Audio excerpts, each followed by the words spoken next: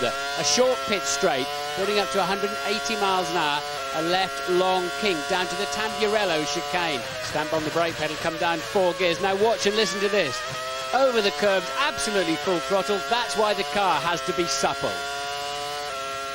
We're down at the second chicane. They call it Villeneuve. And really it sums up the style of this racetrack right here in a nutshell. Coasting around 185 miles an hour, heavy braking, lots of downshift, maintaining around 100 through here, switch across the racetrack, and then the real challenge for the drivers and engineers begins right here, Mark. This curbing, it doesn't look much, but it's actually twice the ride height of the car. The drivers are all going to attack the corner, try and shorten it at all times. What you really do need is a front end on your car that's got some compliance. It needs to be able to accept this, then travel across it, and also you need a car that's going to recover. It's going to be on the exit there, it's still going to have a lot of lateral load applied to it. Absolutely. You can't go round the curbs. You'll lose 0.3 of a second at all these chicanes. You've got to go over them, and you need that compliance Mark is talking about. And that can give you other challenges further around the racetrack. Back on board with Button through the Villeneuve chicane, down to 85 at the very slowest point. Flick to the right-hand side for Tozer, braking gently uphill, so you can carry good speed in there. Now you really start to climb. 3rd, 4th, 5th, 6th. 7th gear for some, just over the top. It's bumpy though, and immediately Piratella is right upon you. Beautiful grip through there. The corners cambered nicely in your favour. The car accelerates down to Acqua Minerale. 130 miles an hour, down to 70 at the foot of the hill. And stamp on the gas pedal. You must bring it to the left-hand side. It's a slightly older surface. There's some horrible curbs at the Variante Alta. And you have to just balance the car and unload the front tyres and button through there very nicely. 185 miles an hour, downhill one more time into the first Rivazza. So easy to lock the front wheels and slide wide. No problem this time around, but again you have to lean on the curb on the exit to halt the slide. An easy right-hand kink. Just one chicane to go then, but it's difficult. You have to straight line it as much as you can. No doubt about it though, Button and BAR look back in the hunt. The car is working beautifully. Good afternoon to James Allen. Thank you very much indeed, Jim. Well, I can't remember a more open Grand Prix for many years. It's absolutely thrilling here as Tonio Liuzzi in the Red Bull Racing car takes to the track on his warm-up lap. Any one, in my reckoning, of about 5 drivers in 4 different makes of cars could get pole today and could win the Grand Prix here this weekend. This morning, the top 10 cars separated by just 1/2 a second, with 4 different makes separated with the top 3/10 of a second. So really, really close. Tremendous anticipation and excitement all the way around this racetrack, and I think the drivers caught up in it as well. Jenson Button for BAR, fastest this morning in free practice, just ahead of Alonso for Renault, with Raikkonen for McLaren and Michael Schumacher for Ferrari. All of them caught up in the excitement, none of them really sure who's got the best package around this racetrack, who's going to triumph here today in qualifying, again in qualifying tomorrow morning when they run with race fuel, and of course in the 62-lap Grand Prix tomorrow afternoon. What do you reckon, Martin? I think there'll be a lot of engineers and designers in the pits and on the pit wall thinking, OK, guys, over to you, the drivers, because the cars are very close, as you say, and I think it's very much a question now of the driver hooking up the perfect lap, picking all the right braking points, getting the nose of the car into the apexes. Liuzzi, of course, will be out first. He's taken over Klean's seat in the Red Bull. And when you change a driver like that, it's now a big penalty, James, isn't it? Because you have to run first and early in this first qualifying session. The track will be a little bit grubbier. A lot of people moving around here. As you saw in the track guide, it's a normal parkland racetrack in the middle there. A lot of people generally moving around, so dust settles on the track. Other cars have been out too, around and around, all sorts of vehicles, and Liuzzi will suffer from that. He will suffer from having to be a track cleaner. And of course with McLaren also changing their drivers, with Montoya sick, putting Wirtz in for this race, they too will have a similar disadvantage. Well, the 3rd Italian driver in Formula 1 this season. Let me give you the headlines about Tonio Liuzzi. He's 23 years old, the reigning Formula 3000 champion, totally dominated that feeder series last year with the Arden team, run by Christian Horner, who is now team principal at Red Bull Racing. He's a real favourite of Christian Horner's. He's alternating this drive with Christian Klean throughout the season. Klean did the first 3 Grand Prix. Now it's Tonio Liuzzi's chance. And those in the know, close to Horner and his mob, They believe that this guy is something very, very special indeed. Well, so far in his Grand Prix debut, he's a second slower in the final free practice session going into this qualifying than teammate David Coulthard. He'll need to be closer than that to make an impression on his Grand Prix debut. And he opens his account with a 1:21.8, which is 0.3 of a second faster than he went this morning in practice. I think he'll be very satisfied with that, actually, James. As you say, it was a 22.1 in free practice. It was a little bit untidy down to Tozer earlier on in the lap, just snatching a break, and generally a little bit ragged in the first half, you would have to say, of that lap. But I don't think he'd be too disappointed. But you have to say, the Red Bulls are looking like somewhere 12th to 16th on the grid, aren't they? Such is the pace, and such is the improvement of teams like BAR and McLaren, for example. And here's the first of the McLaren runners, Alexander Wurz. Yes, he's in the car this weekend. A few people surprised by that. Obviously, Pedro de la Rosa got that 5th place in Bahrain, and that would mean he would go out much later on the Saturday qualifying, which is a big advantage. But the team choosing to give Wurz his chance, with Juan Montoya still struggling with a broken shoulder. And already you can see the McLaren stretching its legs 0.3 of a second faster than Liuzzi in the first sector alone. And, well, Wurz, certainly this morning I was out on the track. He's really attacking this racetrack. Watch him over the curbs in the Variante Alta chicane. Really does monster the car through there. And, well, he's trying to get as close as he can to Raikkonen. Well, De La Rosa drove brilliantly, didn't he, in Bahrain, and really entertained us. And it's a pity, in a way, he can't have another run and have a second chance to build on that. But Wurz, too, has been very loyal to the team as a test driver. And this is his and maybe one more chance to shine and demonstrate he either should be back in Formula One or should have been there much longer. Done over 50,000 miles behind the wheel of a McLaren since he joined the team as the tester at the end of 2000. That was the last Grand Prix time he drove in a Grand Prix race, the end of the 2000 season with Benetton as they then were. Here he comes out of the final corner to give Raikkonen something to think about. 1:20.632, 0.3 slower than he managed this morning. Yes, I think he was just putting, certainly going into the last chicane, he slowed the car down a little bit more than you'll see some of the later drivers. Just wanted to get a banker in there. Of course, the 2 times are added together from this afternoon's qualifying session and quali 2 tomorrow morning, so you can't afford to make any kind of error. It is just compounded through the qualifying procedure and therefore, of course, your grid procedure. So Wurz, I think, shy of about 1/4 of a second of where he would have ideally wanted to have been.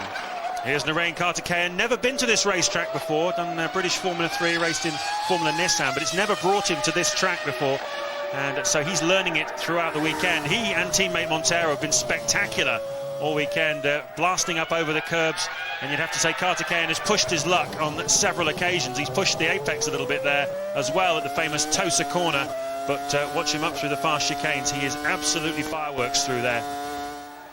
Yes, I think the general consensus is that Montero, his teammate, they were expecting him to have the edge on Kartikeyan. But I'd really like to see this lad in a really tuned up, up-to-date, latest spec Formula One car. Just see how fast he is. He certainly impressed me. Here he goes then over the Variante Alta, the back out as it was all morning. How he holds on to it, only probably one wheel touching the ground as he lands the other 3 on the exit of the Variante Alta. 75, 80 miles an hour on the exit, 180 on the approach to it. This is the Ravazza, 2 Ravazza corners, 70 miles an hour, running out wide for Kartikeyan. This car had a little bit of development. They did a test last week at Paul Ricard, a modest number of miles, but nothing like the big teams, as Martin was saying before. Yes, he had to get back out of the throttle once he'd committed in second Ravazza, and that cost him quite dearly, actually.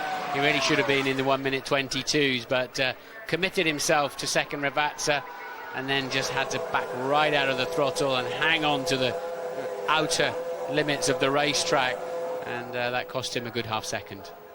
He too, a couple of tenths slower than he managed in the free practice this morning. Since we were in Bahrain, almost all the teams have been testing very hard in that 3-week gap. Some teams like Ferrari have done over 5,000 miles just in that gap alone. Renault too have been working hard, BAR, all pushing the development, and that is why teams like Red Bull Racing haven't been able to come with any new parts to this Grand Prix. They're falling backwards in relation to where they were in the first 3 races. Here's Giancarlo Fisichella. Had a word with him yesterday after practice. He's got a new specification Renault engine in the back of this car for this weekend. He is out of sequence with Alonso, who's on his 2nd race with his engine. And, well, Fisichella says it's a little bit smoother to drive. It's not any more powerful, but it's a lot lighter. But there is apparently a lot more power to come from it. And he needs something this weekend if he's going to get back on terms with teammate Alonso, who at the moment is galloping away at the front. I think Fisichella has got Alonso's pace, but I don't think he's got his head.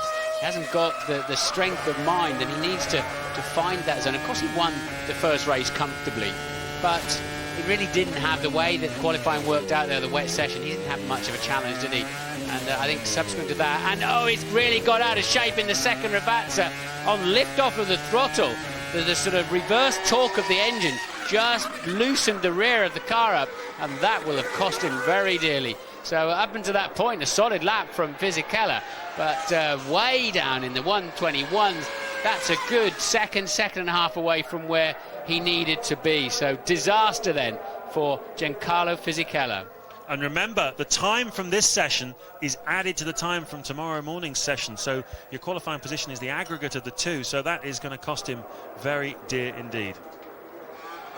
Here is the reigning world champion, Michael Schumacher. As I say, Ferrari have been testing very hard. Controversially, also testing this week. Whilst we've been here in Imola, they've been over at Monza testing with Badoer and Genet. They're outside of the testing limitations, the agreement imposed and agreed amongst all the other teams in Formula One. They see no problem with running this week. They are chasing performance. Ross Brawn, the technical director, said yesterday evening that it will take time, but they've definitely made a step forward. They've got a new rear construction Bridgestone tyre here. The car has got some new aerodynamic parts on it. The braking system is excellent on this Ferrari, and they are much more competitive than they've been so far this season. Is it competitive enough to give them the pole and the race win? Well, time will tell, but Schumacher certainly is driving like a man with something to drive for. On fresh tyres, this car is absolutely glued to the racetrack. It's like it's on rails, and Michael was revelling in that this morning. He's certainly fast, and then we've seen him do a second lap. He won't have that opportunity now. This is a single flying lap qualifying session, but he goes on to a second lap and goes marginally faster. But then you see the back end of the car starting to get away from him in longer runs, and we're wondering, has he gone for a softer option to give himself at least grid position? Then he'll fight the car through the Grand Prix. We'll have to wait and see, but the car looks altogether more of a one with the driver than it did 3 weeks ago in Bahrain. Certainly, but it's nothing special like it was last season. It was the class of the field, but here it's really fighting to stay amongst its peers, the BAR and the Renault. Schumacher then shaves almost 4/10 off the benchmark of Wirtz, but he too is going to be penalised by going out early. Drivers reckon about the track will get about 0.3 to 0.4 of a second faster during the course of this qualifying hour. So that's great news for Alonso, Trulli and Raikkonen going out at the end. So Michael Schumacher fastest from Wirtz, Fisichella third, Liuzzi fourth and Carter Kayen fifth. And Ted Kravitz has some news for us. A very last-minute rush down here at BAR for Takuma Sato. They've decided they needed a bit of the gearbox that was on the T car onto Taku's gearbox on the race car. He's only just got into the car. He's been very unsettled, Takuma, and he's out in a couple of cars' time. Very, very disturbing for Sato. Michael Schumacher fastest then. He could have gone better than that, I believe. That time is beatable.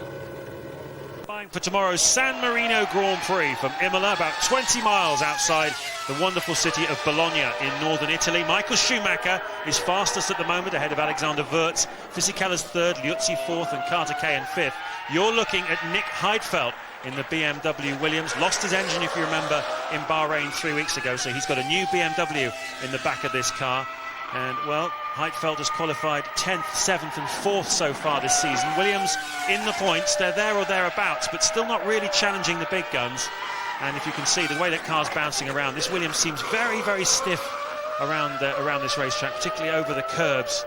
Heidfeld tweaked a muscle in his neck during a test session a couple of weeks ago, and there was a question mark about whether or not he'd be able to drive here this weekend, but he's had a lot of physio, and he's not reporting any pain from the laps he's done so far, so hopefully he'll be okay for the rest of the weekend. He's certainly giving the curbs a bit more of a wider berth than many of the drivers. The vertical movement in that car is quite excessive.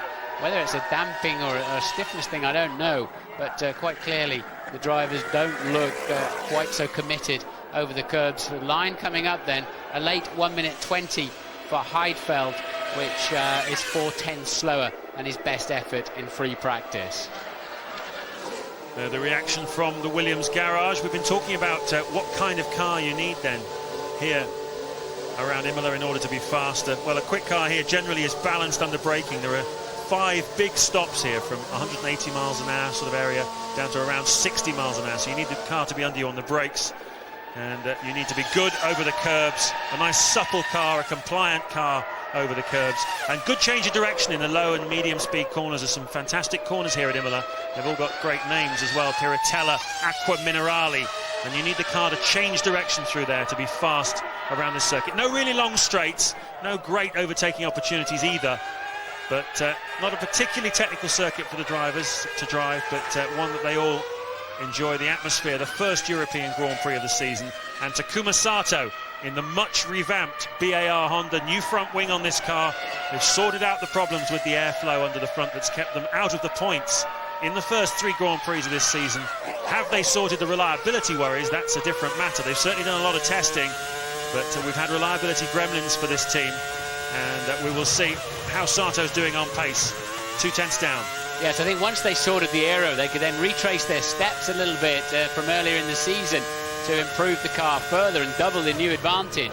And then, of course, once the car is underneath you as a driver, you get a new confidence, a new motivation. We saw at the interview with Jenson Button where he's like, yeah, I can't wait, I'm nervous, I'm shaking, I want to get on with it. So it pumps the drivers up too, and we're expecting a much better showing from the BAR Honda this weekend. Sato goes over the line, he's 4th, only by a fraction from Nick Heidfeld, but Jenson Button has been faster in that car through free practice, and Ted has further news for us. And I tell you what, Jenson Button's just done a massively fast outlap, and he's had to do that, guys, because this BAR isn't getting the temperature it needs into its tyres quickly enough. So Jenson absolutely giving it the gun on this outlap, should be ready for the first corner. Well, he's been 4 tenths of a second faster than Sato throughout free practice, and well, coming here after that mega test at Barcelona and Paul Ricard, where they broke the lap record at both places, Button said, BAR has taken Viagra. We are back. This car is a potent force, and now we will find out whether the man who was fastest this morning in the free practice session can go out and grab his 2nd pole in a row in the San Marino Grand Prix. 1 more session to go tomorrow, don't forget, where they carry race fuel. This is the low fuel qualifying session, and Button's very impressive so far this weekend. Intertosa is a fraction down on Michael Schumacher's first sector time, where, as I was saying to you, the Ferrari looked absolutely on rails. This is where the BAR looks good. It handles the bumps just over the top in the sight of the turn into Piratella, and now a really tricky 130 mile an hour deceleration zone into the bottom of the hill for Acqua Minerale, bring it over to the left-hand side, and all you can see is the very top of those curves at the last moment, and you've just got to balance the car, get the weight transferred to the left rear as you turn in to go across the right curb, and the Button normally very, very good around here. Now you must get across the curb on the inside of first Ravazza. Don't try and take too much out of the second one, just sweep through neat and tidily, and he has done that. Heading now, just 1 chicane to go, and he's got to make that as straight a line as he can get away with, and that was a pretty solid effort. Is it good enough? Over the line he goes, and it's P2 by 2 tenths of a second. So Schumacher's time is as yet unbeaten. Yeah, that's a very good lap by Jenson Button, but not good enough. He was 3 tenths faster than Michael Schumacher here last year in qualifying. Again, 3 tenths faster this morning in free practice, and that's a fairly disappointed BAR Honda camp, I think. They were hoping to be in front of the Ferrari here.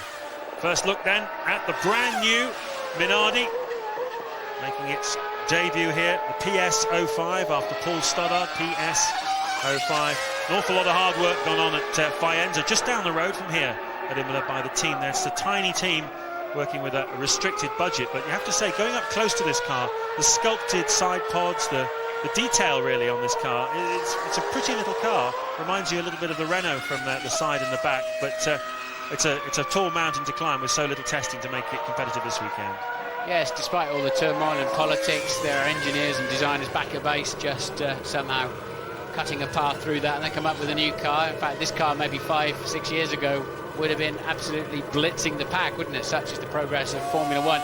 There's some white dust or smoke just keeps coming out of the back of the car, whether it's something rubbing over the bumps or in fact the floor touching the ground, I don't know, but at the moment no apparent misfires or any further problems for the Minardi, and that is Button recovering to the pits after his hot lap. Really sure why we're having a look at that. That's what we need to see. Thank you. Difficult to give you a reference lap time for the Minardi because they didn't go out this morning in free practice. So the director having a wobbly moment there. It's a very wobbly moment over the curbs for Albers. He goes 9th, 5.5 seconds down on Michael Schumacher's benchmark time. Fisichella is currently in 6th place. He's talking now with Louise Goodman. So Giancarlo, what was your verdict on that one? It was a lot of oversteering, and in turn 15 I lost completely the car on the rear end. I lost more than a second. I'm really... You're not very happy? No, not happy, not happy. Really disappointed.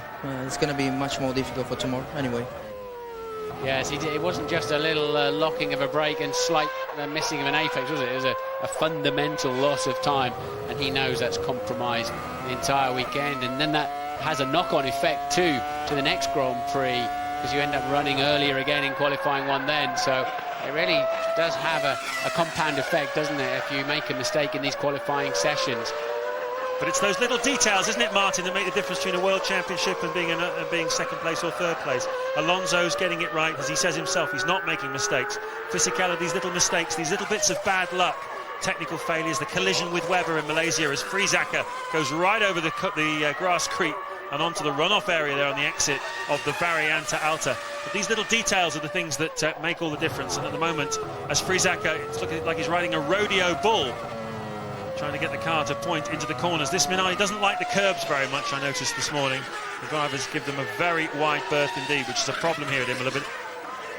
So a bit of a fight for Friesacker, a bit of opposite lock out of the Traguardo, across the line, and he is 6.2 seconds down on Michael Schumacher. Well, Schumacher currently fastest, just over 2/10 faster than Jenson Button. I wonder if he's disappointed by that lap. Let's find out now. He's with Louise Goodman. I'll ask him that very thing, James. Michael, just a bit quicker than you. Disappointment for you? Yeah, it is a little bit. You know, we didn't expect them to be that quick, and my lap was great up until the last sector. I don't know if it's the circuit or not, but the lap times there that sector time seems to be very slow. So hopefully it's the same for everyone.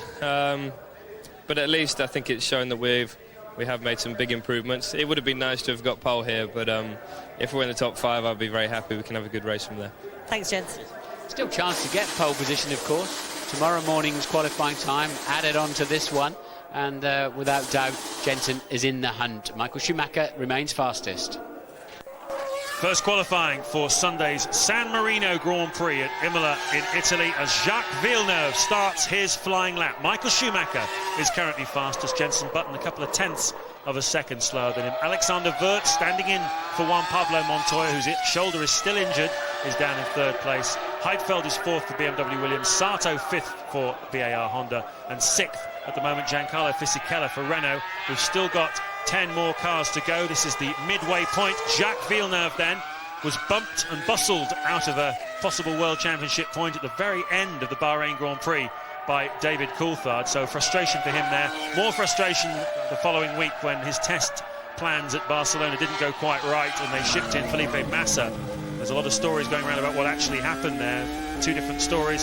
Certainly a lot of pressure still on Villeneuve. His camp say, we're not going anywhere, we're stuck here with a 2-year contract, and they'll have to buy us out of it.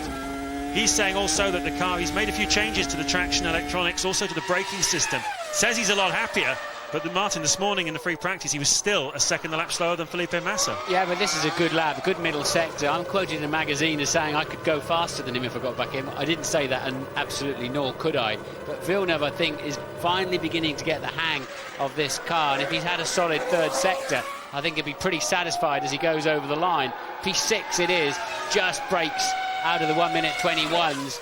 And I think that was a very solid lap. It's a very solid lap indeed. If he's used to being a second a lap slower than Massa, he's only 7/10 slower than Michael Schumacher, the benchmark. That is a very solid lap indeed. Maybe Villeneuve was keeping his powder dry this morning. It's certainly something he used to do back in his pomp with Williams Renault. If you remember when he won the 97 World Championship, he always kept something in his pocket for the very end of qualifying.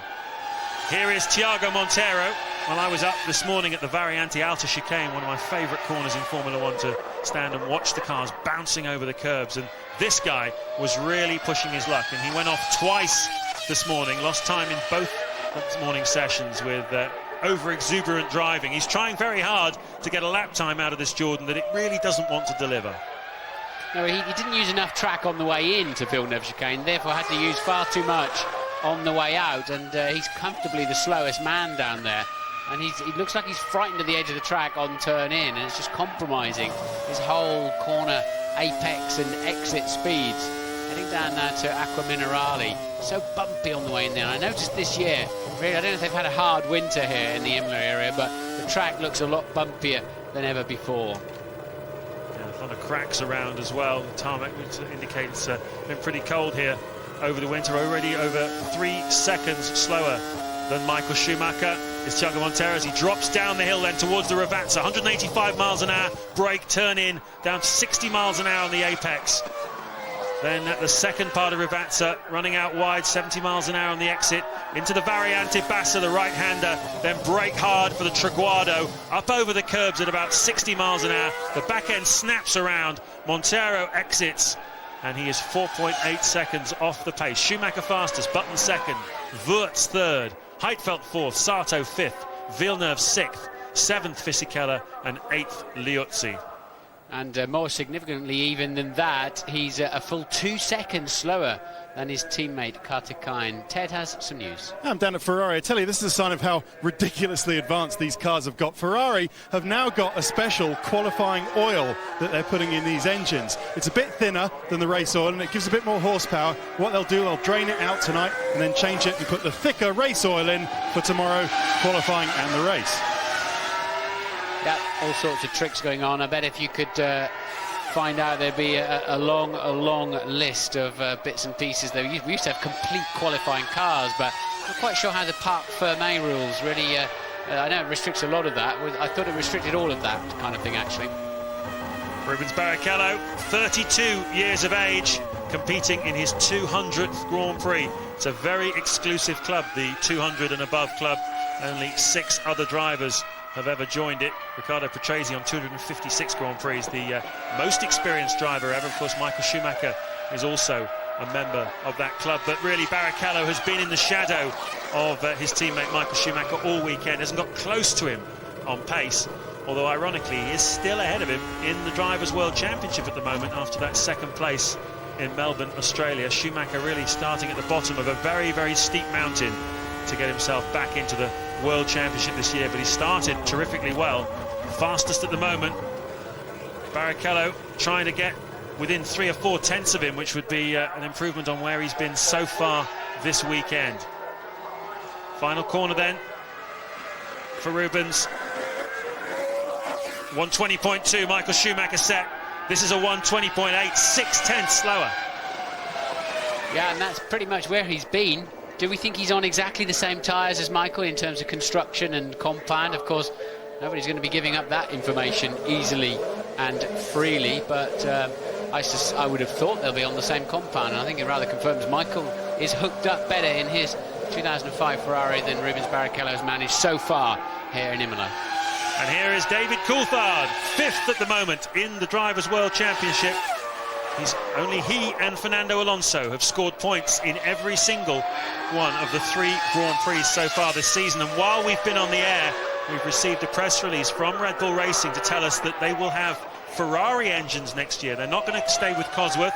I know they've been talking to Honda, but they have decided to go with Ferrari, which, given that they recently went along to a team's meeting where only Ferrari with the other team present, one would suggest that they're certainly moving towards the Ferrari camp politically at a very political time.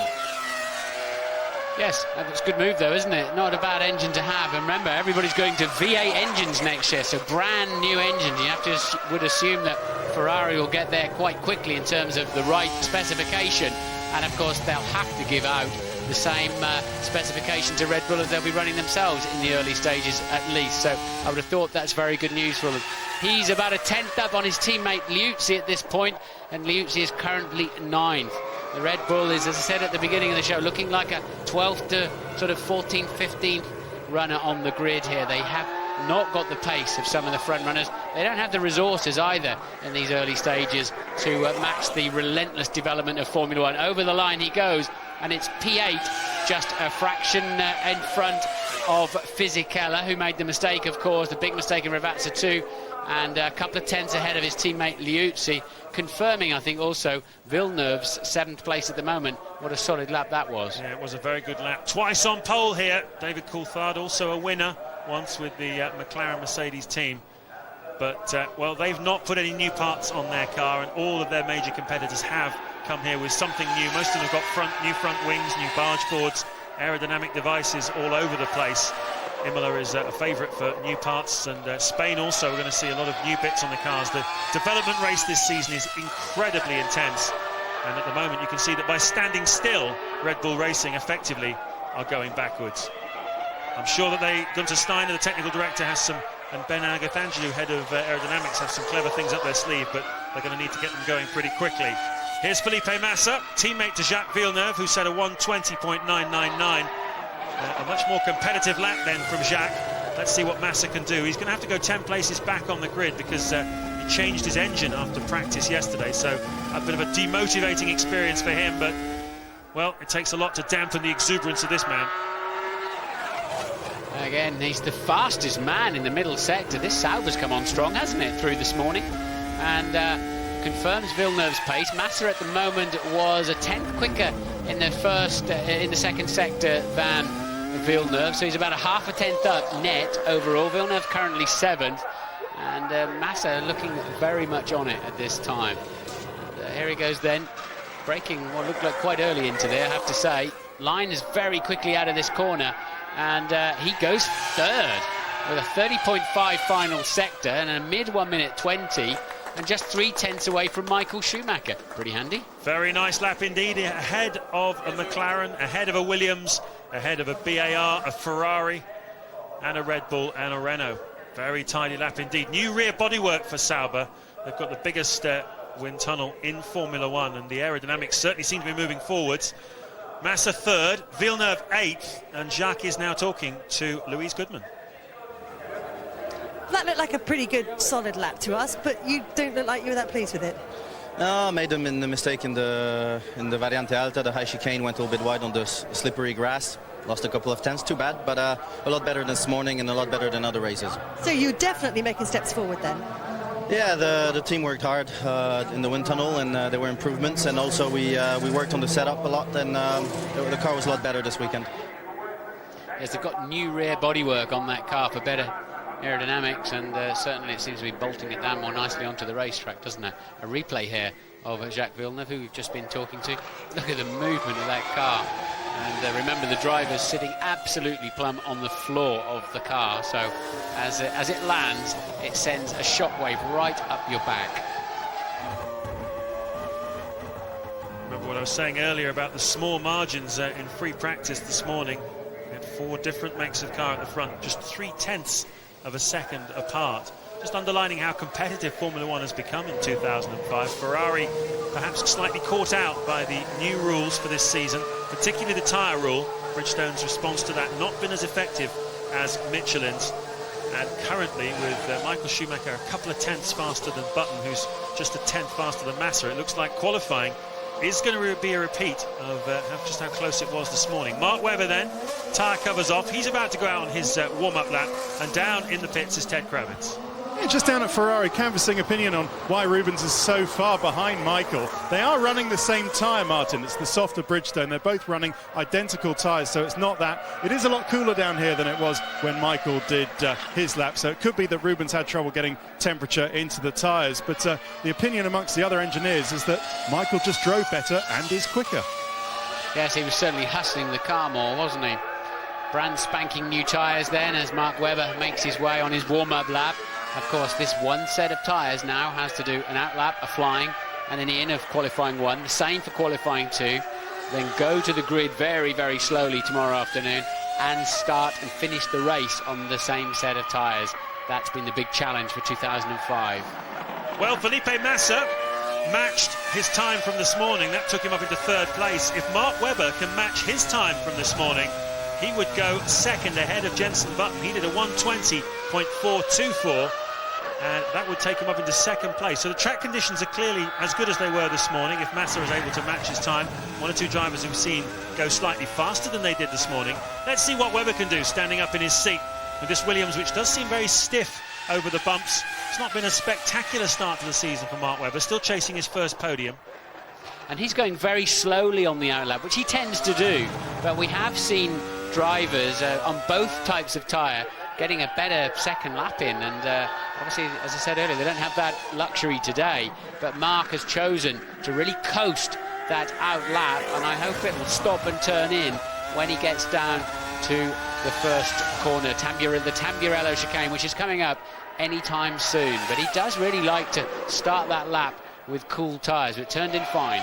Well, he's done brilliantly this year with the new qualifying format, aggregate of the first Saturday session and Sunday morning session, times added together. Webber so far qualifying for the first three Grand Prix in 3rd, 4th and 6th places with this car, which everybody would agree is not the benchmark car in Formula One. They keep throwing new parts at it. The aerodynamics people are coming up with new stuff all the time. It's just nibbling away at the front runners, but it's not a front runner yet. That's a wonderful feeling when you launch a car into a 100-mile-an-hour corner and it just sticks, turns in, bounces a bit and says, I'm ready to go, floor the throttle. Really, really great feeling. And this car's working quite nicely, a solid middle sector time.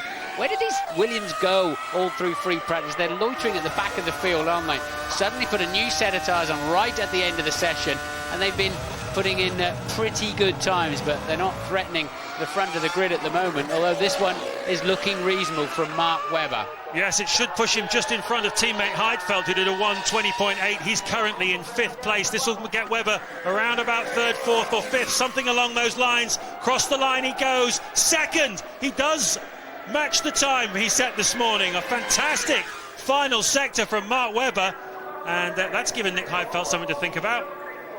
Yeah, he's looking at that and seeing on the same computer we're looking at that Mark was comfortably faster than anybody else in the final sector of the lap. So his strategy of not taking anything out of the tyres on that outlap paid dividends, didn't it, as the lap unfolded. And we know from what Ted told us earlier on that Button did the opposite and really a little bit dissatisfied with his time. So Webber spotted that one nicely. Ralf Schumacher, winner here back in 2001 with the BMW Williams team. He's got the edge over teammate Jarno Trulli around this place. Trulli has finished second and qualified second in the last two Grand Prix. But Ralf Schumacher's been not on his pace so far this season, but here at Imola this weekend, he does seem to have the edge over him. A lot of new parts on this Toyota. Mike Gascoigne, the technical director, and his team being very aggressive on the development. It looks like Ralph's adjusting something on his visor there as he goes up the hill, out of the Tosa bend. His left hand coming off the steering wheel to adjust something at the top of his visor. That'll be a distraction for Ralph then. Watch the brake discs glow. Such a hard track on brakes. Over a single qualifying lap's not so bad, but over 62 laps they do get very hot and start smoking, and huge billows of brake dust come off them here in the race. Very, very challenging racetrack for the car. Toyota haven't looked anything like as comfortable here, have they, as at the first three Grand Prix. Whether it's the curves, whether it's the nature of the circuit, there's not really a challenging fast corner around here. It's all about braking and traction. It's really a repeat as you go around the track of those two criteria. Over the line he goes for P9 then for Ralph, and Toyota looking like they're going to have their first struggle of the year. Well, I was talking to Jarno Trulli yesterday after free practice, and he was saying the problem they've got is getting temperature into the tyres primarily. It's just a fundamental lack of grip. I was saying earlier on, around this track you need good change of direction, good grip in the low speed and medium speed corners, and that's something that Toyota simply don't have. Mike Gascoigne says the whole business of the car not liking the curbs is a bit of a fallacy, really. Previous Toyotas, that may be the case, but this one is fine with the curbs, and certainly Eyewitness, you'd have to say that he's probably right. Certainly does look to handle the curbs quite nicely, but just lacking grip basically in the package. Now here's a man who's been super aggressive all weekend, Kimi Räikkönen. He could snatch the pole off Michael Schumacher because he drives this racetrack on maximum attack, just like his fellow countryman Mika Häkkinen used to do. Wonderful to watch around here, Kimi Räikkönen. already 5/100ths up on Michael Schumacher. He's taking it to the German. Yeah, it's a fraction up. We thought Michael Schumacher's time was beatable. I think there are 2 runners left who could and should beat it. One of them you're watching now. You're looking through the boss of his steering wheel at him working away. You don't get too much of a feel from this shot, funnily enough, really, of just the energy and speed that's going on there through Acqua Minerale. Let's see how this McLaren handles the curves at the top of the Variante Alta. Beautiful, just a little bit of oversteer as he skipped across the top, and he's 1/4 of a second up with 2 Ribazzas and the final chicane only to go. He braked into there nicely.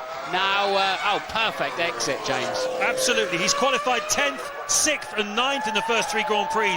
Qualifying has been the Achilles heel of McLaren Mercedes. They've got a very quick race car. It looks like they've sorted their problems. They've got a quick qualifying car as well. Out of the final corner he goes.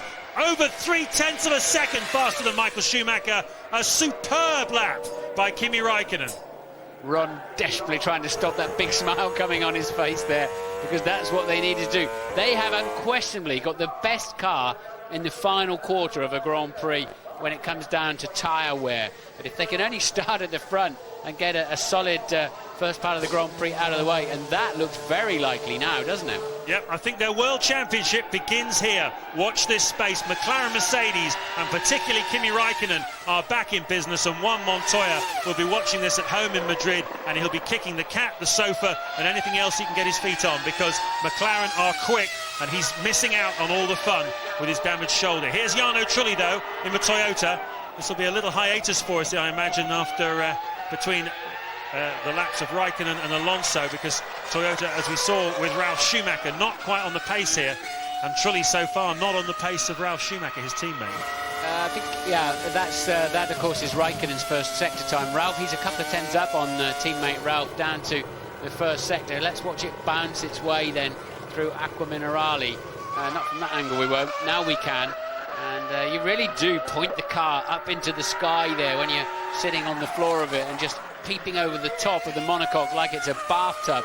Your perspective as a driver is so different to this one. Even just this camera marginally above his head gives you a much better view of the racetrack than you get hiding away inside the cockpit with all the protection around you. But truly managing to guide it, although having to correct it quite a lot.